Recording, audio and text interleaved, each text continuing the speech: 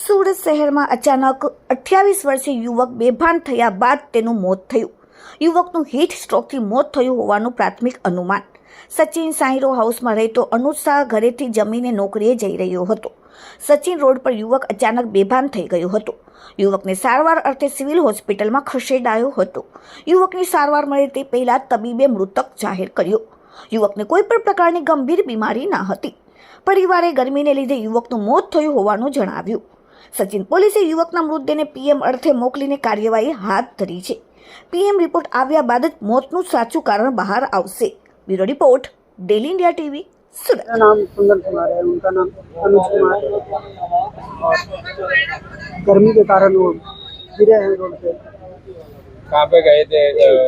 आपके कौन लगते हैं? क्या उम्र है? क्या तो गए थे उधर कंसाद रोड के साइड, उधर पीछे पड़ता है जो रोड, खाली रोड है, सुनसान रोड है, तो उधर आदमी का आवागमन कम होता है। और काम वो रिपेयर मशीन चलाते थे। ठीक।